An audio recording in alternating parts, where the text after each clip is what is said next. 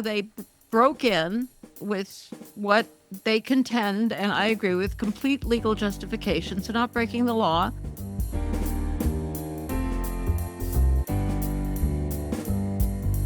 Welcome to the Hen Report. This is Jasmin Singer. This is Mariann Sullivan. You said it with such certitude. I wanted to be as certain as you. Okay. This is Jasmin Singer. Well, you shouldn't be certain about that because you are not. Right. All right. This is the Our Hen House podcast. I'm certain of that. And part of the Our Hen House podcast is that Rising Anxieties, which is one of our shows, comes out on Tuesdays, the Hen Report on Thursdays, and the long-form interview on Fridays, bonus for Flock members on Mondays. We're on YouTube. We're on all of the podcatchers, all of the things, yada, yada. Share, like, comment, subscribe. If you could do one of those things, that would be amazing. And, probably some people fast-forwarded through this. But if you didn't, or if, you couldn't reach the fast-forward button in time, just one of those things would be amazeballs. Just hit like. That would be so great. I bet the people who fast-forwarded came in the middle because they couldn't imagine you were going to go for so long. That I was still talking about it, yeah. Oh, I know. They don't know you. Yeah, so you cried yesterday. Yeah, we're going to start off by talking about Ridglan. I actually discussed this in more depth on Rising Anxieties. Mm-hmm. By yesterday, you're referring to Sunday because we're recording this early because you're traveling this week. Yes. So we're recording this on Monday. And yesterday somebody told me that the Ridglan rescue was going on. So I watched it to some extent live. Then some of the I was going to say film. Do you video? Need to, yeah. Watch the video later on. Do you want to explain what Ridglan is for anyone who's new? Yeah, I imagine a lot of people are pretty aware, but the Ridglan litigation has been going on for a really long time. And it's this dog breeding, Beagle breeding, and experimentation facility in the wilds of Wisconsin, rural Wisconsin. And they currently have 2,000 beagles there. And there was an undercover investigation by DXC. The DXC people got arrested 2 days before the trial. They called off the whole thing. I think they pretended they were scared about pushback, but really they were scared that the truth was going to come out. And then DXC turned the tables on them. I said all of this on Rising Anxieties, so I don't want to go on too much.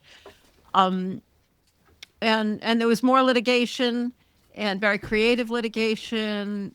Accusing them of cruelty, and that was somewhat successful, but now it didn't actually get the dogs out, so now they couldn't get the dogs out, so they broke in, and with what they contend, and I agree with, complete legal justification, so not breaking the law, because these dogs have to be rescued, and it was heartbreaking. It was heartbreaking, and I hate to be the person who is more affected by seeing dogs in trouble than, say, chickens or pigs or whatever. And as I think everybody here knows, I'm pretty affected by seeing chickens or pigs in harm. But, dogs, it's like they just pull your heartstrings. Yeah, I have to tell you, I was more volunteers at this kind of thrift store for sewing materials place that also has classes. And she was teaching a class yesterday, and I took it, and on reverse applique. And there was this guy there, and at the end, it was sort of just me and him. And I was telling her about what was going on at Ridglan, and I was like, it looks like they've got 20 out. Yeah, as far as I know, they got 22 out. I mean, that could have changed, the fluid situation. The guy listening goes, or the guy in the class was like, is that a good thing? And then we got to talk a little bit about animal testing to beagles, and then we got to talk about all animal testing to all animals. And oh, good. Yeah, it was more than he bargained for when he wanted to just put a triangle on his jeans. We're always more than anybody bargains for. Right. Yeah. No, it's tough. It's tough stuff, but it's beautiful. I guess the reason you mentioned that, it got me into a very dark place. It did. I don't know why that particularly, because we see dark things all the time, and we spend our life, carefully quantifying how much we can manage without losing it. And it got me into a dark place, which I think is important to visit once in a while, to allow the emotions to rise to the surface. You know what you're making me think of? That song, I'm just Googling the lyrics, Losing My Mind by Stephen Sondheim. And the song is about a breakup situation, but honestly, it makes me think of animal rights a little bit. It's the sun comes up, I think about you. The coffee cup, I think about you. Yeah, I I know that love you song. Yeah, so. It's like I'm losing my yeah, mind. yeah, yeah. It is like And that. it It's is like, like yeah, that. we spend a lot of emotional energy not allowing ourselves to dip into the depths of despair, and occasionally, Yeah, we fail. it's okay. I said to you when you texted me, I was like, it seems like the only reasonable response is to be like, I'm Yeah, done of by course, this. it's the only reasonable response to all of it, Yeah. every day, all the time, and we try not to take it because can't live Yeah. there. I just want you to know that in the middle of my reading those lyrics, Murray, my dog, who I'm holding right now, for those of you not watching on YouTube, burped. Oh, Like, does he have an upset stomach? no, he that's just part of his thing. He Oh, burps a lot. I didn't But know that. it was just great timing, like in the middle of all this.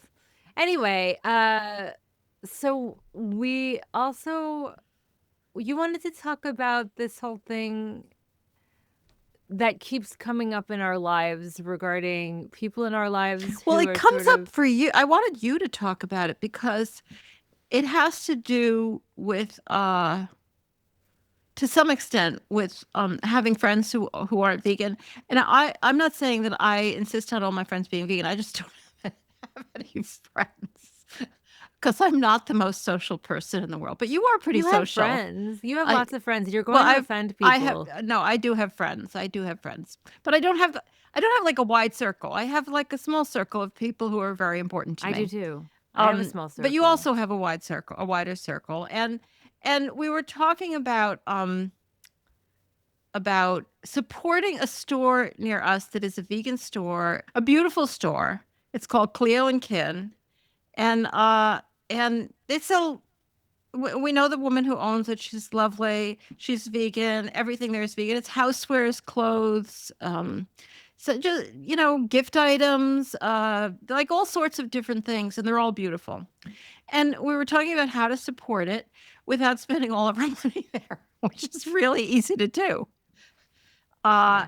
And I suggested introducing people to it because all of these people who are they're not sort of vegan at all.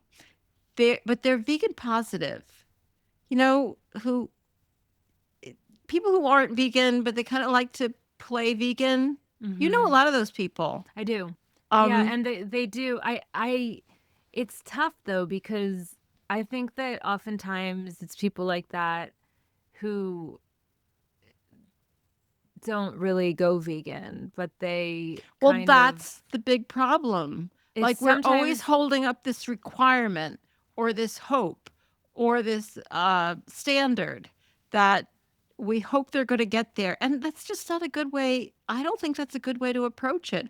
I think a lot of them, I mean, I'm not talking about these particular people. I don't know, but a lot of people are never going to get there until the world changes. They're never going to be that different from other people. There's a whole lot of reasons why people don't go vegan, but I don't want to have that relationship where I'm always thinking, well, you're kind of failing. that who's No, failing. that the person who's Oh, very animal friendly, really cares, gets upset when you tell them things, and then doesn't go vegan. I don't want to like I would like to find a new way to frame that kind of relationship that I'm not always like hoping they'll go vegan. They're not going to go vegan until the rest of the world's vegan because they're just not that person. hmm. Yeah, I see your point. And I think that the last few weeks I've noticed that you're a little bit, more positive in general, Me? with your, What? with your whole bigger tent thing, and you're kind of doing it again. You're talking about a bigger tent. Right. I went out to vegan. I went out to vegan. I went out to dinner at Red Fern, which is like kind of our iconic vegan restaurant here in Rochester, with 3 non-vegans the other day, and we all had such a lovely time. And part of the reason why was because they weren't being annoying about it. Like, they weren't just ordering the hummus. I hate going out to a great Yeah. vegan Or restaurant the pasta. or a salad, or they think that, like, oh, I'm at a vegan place, I guess I'll be healthy or something. No, these people ordered like really good hearty dishes, and they also didn't make a big deal of it. Like, it was like, I mean, they made a big deal because it was good, but they weren't like, wow, how is this vegan? Like, they kind of knew it was going to be good. Yeah. So it was really nice. And I think that made me not on guard. I'm frequently on guard, in general, A, and B, when I'm with non-vegans specifically, because I'm sort of waiting for that gotcha. And it's affirming to be a positive person around people who are being positive about it. I guess we sort of have to let go of the rest to some extent. Yeah, I mean, and when you were saying I'm more positive, I'm not really changing my personality. I'm not really, but I think it makes us better activists. And so to come to it with a way of dealing with it that is positive, right, and not just being so frustrated by everybody all the time. I mean, especially if they're like that. I mean, if they're the kind of people who are like, sarcastic or in any way negative, then the hell with them. So you mentioned that I'm traveling this week. I'm going to be in Albany, New York, not to be confused with Albany for those of you in California. I'm going to be on a little retreat for World Shapers, and I'm bringing Murray, my little poodle who's on my lap right now. Oh, he's going to be a big help. I have to tell you that this dog, he does not pack light. He packs heavy. But the reason I mentioned he has a lot of equipment. He has a lot of equipment. He has needs. He does. The reason I mentioned he needs to go on a diet, Jasmine. I'm sorry, but Mariann, he's on a diet. Right. Like, literally, I'm looking at him and he looks so chubby, and I just worry about him. I'm not being not that positive. It's not that. It's I know, but he's on a diet. Like, don't dog parent shame me. Poor baby. He's on a diet. He's on these medicines that I've been like. He's on a serious diet. You know what? You can go. Now that it's getting warmer out and you're going to be starting to run, maybe you can take him running sometimes. That would be great for him. I take him. He's a young dog. He is not a good runner with me. Maybe you could learn. But I have been taking him on long walks. So Thursday night, I will still be away. And Thursday night is when Moore and I every week watch the show. I'm sorry, Mary. We watch the show The Pit. And so I was like, what are we going to do? Maybe we could FaceTime and watch it together. Like, I was kind of like, how can I wait till Friday when I come back to watch The Pit? And this funny, I know you don't watch The Pit, but SNL I've watched part of it, and for some reason I found it stressful. It's very stressful. I can't watch anything anymore. Everything stresses me out. It's very stressful. Yeah. But SNL did this like spoof on The Pit, and we'll link to it in the show notes. It was hilarious. And it was called Ma Hospital. And it was a spoof on The Pit if it was like run by Maha people. And there were all of these like vegan mentions or vegan adjacent mentions, like, about how they needed to be prescribed just meat, and they also there was a vegan in it, and they said this person has no chance, and then they unplugged the machine so that she died because they didn't want to deal with her. It was so funny. Like, it was really funny. I love. And you know what it made me, because it did have a vegan reference, which was a positive one, and it made me start thinking that, like, when we were trying to talk everybody into being vegan and showing everybody that vegan is better and vegan is great, like, people are contrarian. And I think a lot of people were just like, no, I'm not going to be vegan. So it's really good that now we have RFK Jr. And because the one thing that, like, the one weird thing that they don't push is veganism. Like, they're so meat. And so I think it's putting veganism in a good light. The fact that they're so against it. I think it's excellent. Yeah, Of for course, except for sure. the people who think he's great, which, I always forget those people exist. Right. Well, And it's not like there's nothing going on that is good. And actually we have a little to talk about. yeah, let's just get to that. We'll change the order of things because I think this is Yeah. a good moment. Okay, so I get a text from my brother the other day. Speaking of waiting for the gotchas, right? Like every time my brother, you know, talks to me about uh veganism, it's a gotcha moment. And I'm apparently not logged in on this computer to New York Times, so if you could pull it up, and I'll pull it up on my phone in a second. But anyway, the article was about how the MAGA movement is kind of embracing animal rights. And I was like, he just sent it to me, and I knew he was trying to gotcha me, or I'm not like, sure he really was, having read all the right. article. I don't Well, know. so I He so might have I just thought it would be replied. something you would be interested in. I replied, and Moore had said this, so I was using her line. But I replied and said, even a broken clock is right 2 times a day. And the Very article was good one. You got him. okay. I'm sensing sarcasm, but I was proud of it, even though Moore said it. And it was just, well, why don't you talk a little bit about the Well, it's article? largely the title of the article is Waste, Fauci, and Transgender Mice, How MAGA is Warming to Animal Rights. And it is largely about Anthony Bellotti, who is the founder of White Coat Waste Project, which I can't say, White Coat Waste Project. It is hard to And we say. interviewed him on episode 204. So we were, A long we were time way ago. ahead of the New York Times. Um, And it's just talking about the fact that, well, I'll take this quote. After decades of being dismissed by many conservatives as a project of the political left, the cause of animal rights is being embraced by leading figures in President Trump's Make America Great Again movement, albeit in a way that fits into their anti-government, pro-meat eating ethos. So this is not about meat at all, but it is about science, the use of animals in science. And the EPA, the Defense Department, the Food and Drug Administration have all, I mean, as we've talked about before on the podcast, have all taken a certain amount of steps to stop animal research. And there's this whole thing going on with the primate sanctuaries. The primate experiment facilities, which they're talking about turning into sanctuaries. We'll see whether that really happens. Another character within the administration who's highlighted here is Laura Trump. And then there is, oh God, what's her name? The nutty one. Um, Oh, uh, which one? it doesn't really. Laura Loomer. Yes. She's another one. Who are all like, they don't like animal experimentation because they don't like a lot of science stuff. But of course, even a broken clock is right twice a day. Good one.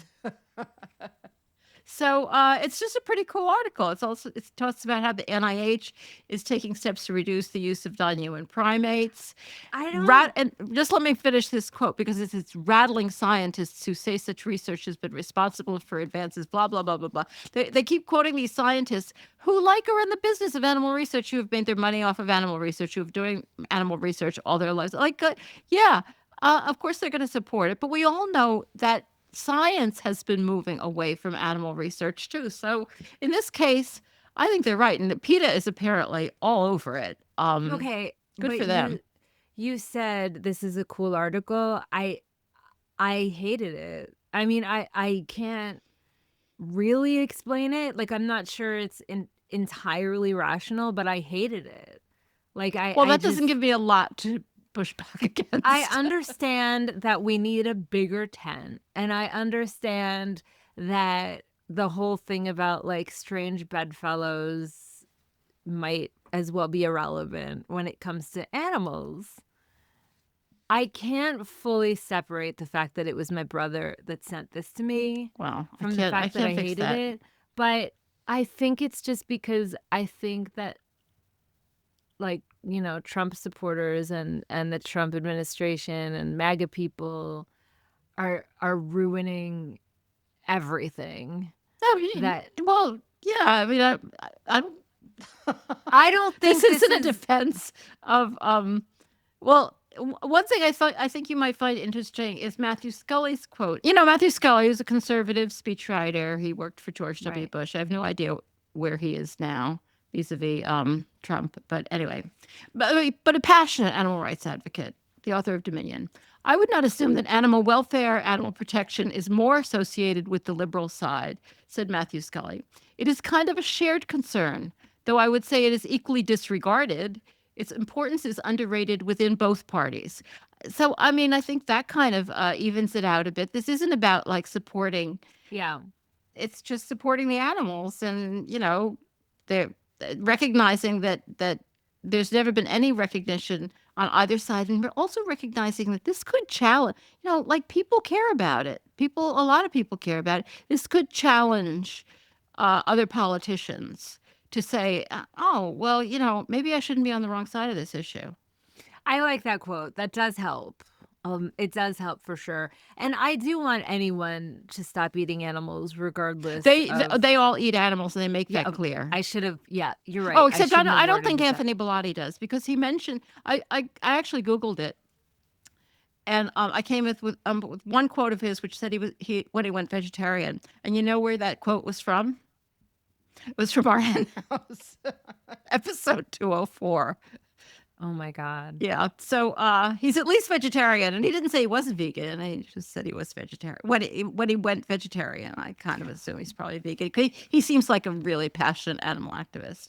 So I shouldn't have... I mean, it's true, but what I said is true. I don't want people to eat animals regardless of their political or anything else. Of course, we get that. And I don't want anyone to exploit them regardless of anything else. I will take any sidestepping we can do of the exploitation of animals. And bringing attention to it so that, you know, people on the other side will start to like brag about what they're doing if they're doing anything. And they talk a little bit about Dr. Jay Bhattacharya, who's drawn praise from leaders of PETA and PCRM for closing the last Beagle laboratory, and how he's heavily criticized by the right. So I think that the point here is that it's getting all mixed up. Like, you know, nobody fits in a slot anymore, and the issue is up for grabs. And they're going to start to realize that this is an issue that plays. Okay. Well, I don't really know how to put this. It really bugs me. And I think that there's a problem with my reaction. Well, maybe not. I find it really loathsome the way so many individuals are so horrifically oppressed under this administration that I guess I just can't get there. I can't look at this article and say, cool article. And I think that that's a problem of mine that I need to overcome, because you're right, bigger tent. But yeah, I mean, maybe it's good, interesting fodder for people's upcoming... Well, I think it's important St. Patrick's Day plans. It's important to remember that every other administration, also far from perfect on the human front, but completely disastrous on the animal front. So as far as animals are concerned, there's never been anybody who there's never been an administration that really took any steps forward. I mean, or anything other than the most minimal steps forward. Well, speaking of minimal steps forward and administration, I was shocked to see, after I worked on this campaign many years ago, almost 20 years ago now, that New York City will soon enforce a ban on foie gras. I mean, supposedly. Well, it's not totally a done deal. It's not, but huge step forward. New York City passed this law. The New York City Council passed this law like a long time ago. It just seems like this has been going on for years. Banning the sale of foie gras in the city, you know, totally fine, totally normal. Other cities have done the same. And then they got sued, and well, it was brought to the Department of Agriculture and Markets, which decided that the ban infringed on the right of upstate farmers. That is probably, I'm taking that from an article, as I recall, it was a very complicated, based on weird regulations. And so that's a very shorthand way of saying it. And which is ridiculous. Like the city is not allowed to pass its own laws. They have to pass only the laws that upstate farmers want. It's crazy. Anyway, it got upheld by the court, and then it got appealed, and the appeals court just overturned it and said, which doesn't mean that it automatically goes into effect. There's still additional steps that have to be taken before it goes into effect, and they could still appeal it further to the Court of Appeals. Hopefully, they will not, or the Court of Appeals doesn't have to. It doesn't have to review it. It could refuse to review it. Because it was totally ridiculous. Totally ridiculous. As if the city is not allowed to make any laws about what can be sold in the city, which apparently is what the courts decided. It's a very good sign. I think this is a very good sign. Because, the courts follow opinion. And so it's not totally just like, oh, that's what the law says and that's not what the law says. There's also, like, when the courts they knew there were going to be a lot of articles about this. They put themselves out there and I'm very pleased about it. Did they go through your court where you used to work? No, because it was it was, well, now I'm going to go into details that nobody cares about. It was the Department of Agriculture and Markets. So those administrative cases get appealed to the appeals court in Albany. Oh, I'll be there in a couple of days. What a segue. What a segue. Stop by, because Murray is only going to Albany so he could lobby. He wants to lobby for more treats. I didn't tell him that that's not how it works, but it's the whole reason I got him to go to Albany. So that was a good one. That was a good one. You and your good ones. Like, you're cramping my style today. I don't know. I can just see him lobbying for treats. He would be so cute. He would be so cute. Do you want to talk about some of these announcements that we're going to make? There's a new book out, Fundamental Rights for Non-Humans. This is an academic book. It's edited by John Adenatire and Raphael Fazel, who have both been on the Animal Law podcast, of course, who are at Cambridge. It has a number of different articles about a variety of topics, and the basic question that it's asking: can animals, artificial intelligences, and nature have fundamental rights? Do they have fundamental rights? And if they do, how do their rights relate to human rights? And cool. Some of the articles would be leveraging human rights law to advance rights of nature. Can rivers have standing? Are there any animal rights? From theory to practice on the development of animal rights, insects, AI systems, and the future of legal personhood. And there are both articles and responses to those articles. And if this is your bag, the academic side, I think this is going to be an really important contribution. It looks great. I have to say that I've been in a couple different rooms lately where the rights of rivers and the rights of AI have come up. Well, the rights of rivers have been a real thing for a long time. For sure. And I find that not nearly as annoying as the rights of AI. But yeah, no, I guess you know what my point was here. Speaking of sidestepping, that the animals are completely being sidestepped in these conversations. Yeah. It's so deeply entrenched in our society to eat and exploit animals that even in these conversations that are somewhat new about the sentience and the rights of AI, for example, it's not even considered to bring up who we actually know is sentient. The animals. I know. Like it has been all along, and it's not a new thing, and it's not like they might become sentient. Right. And what do we do then? Like here they are. Hello. I mean, rivers. It's a whole different theory because obviously it's not based on sentience. Nobody's saying rivers are sentient. It's based on, more different rights of nature kind of theory. So it's different theoretically. But the theory of AI sentience and therefore rights is exactly the same as the theory of animal sentience and therefore rights. And I think it's insane. I really do. It's such we as a society suffer from such a fundamental lack of imagination that it makes me think of what my, beloved niece said when she was younger, a young teenager, and someone brought up animal rights, and she's a really, really smart kid, and she knows I'm vegan, and she said, "What do you mean animal rights? Like they're gonna vote?" And it's like, I just think, yeah, she was coming at it from like a however old she was at the time, 12, 13-year-old perspective. But the adult version of that is to just still kind of butt up animal rights against the fundamental rights that humans would want, which are different because we are They're not different all individuals. different. No, they're Some not. of them are different. Some of them are not. Right. Yeah. Yeah.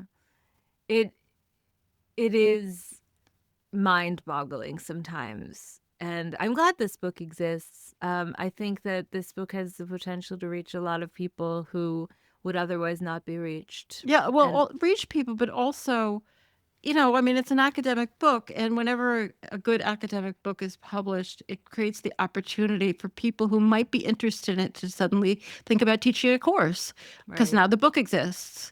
And that's really valuable. Yes, indeed. Indeeders.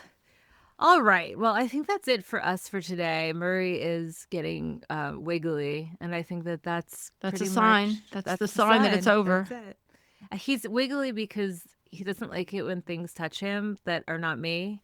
And the cord of this headphone keeps like rubbing up against him. And he's not okay with it. Call the SPCA. All right, hang on. Let me Everybody put out there, call the SPCA. Okay, this is stop wrong. Don't do that. Don't do that, please, for the love of God. All right, Rising Anxieties comes out on Tuesday. How's Rising Anxieties going? Are you having fun? Rising Anxieties is not fun. I mean, I hope I try to make it a little fun to listen to, but it involves paging through a lot of industry publications to find stupid things that they're saying. So I'm not going to say it's a good time, but I hope I do find some things that are entertaining. I feel like you have your finger on the pulse of some really weird shit. Yeah, I sure do. Some really weird people, and it gives you like an insight into humans that you would really prefer not to have. Maybe that's partly why you feel like you get to such dark places sometimes. Maybe. Well, that was but usually I manage to resist it. I mean, it is actually pretty unusual that I do a deep dive like that, and I think it was, it was time. It was time. All right, we've got the Hen Report. Can I say one thing?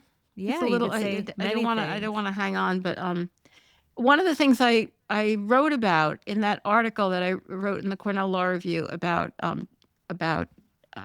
open rescue was how there's something about watching people rescue animals that frames the issue in a way that people can hear or see or take in rather than just seeing an animal suffering. It's like I think framing is really important in getting people to understand a story. And I think it worked on me as well, watching these people like risk themselves to do this. You're reminding me of, and I know you saw this because I sent it to you. I follow this Instagram account called Secret NYC, and it's just like quirky New York City things. And they posted this video of this guy in Central Park who jumped into a frozen pond to save a dog who wound up being a coyote who was like kind of in the middle of the pond. He had fallen through the ice, I think, and couldn't get out. Yeah, and the guy went into the frozen pond to rescue him. He rescued him, and he got him to like the hard part of the ice, and the coyote started walking away. And like all these people are watching and like having absolutely no idea what to do because they're like, "That's a coyote. Like I don't like. Should I help?" And then the coyote jumped in.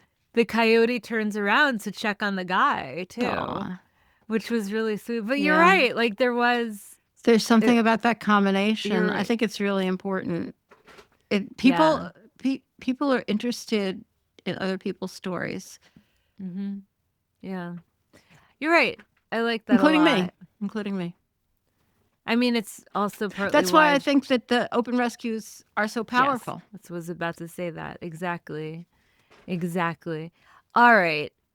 Well, This has been lovely. What the hell was I saying? Oh yeah, the Hen Report is on Thursdays. That's when you and I yada yada at people.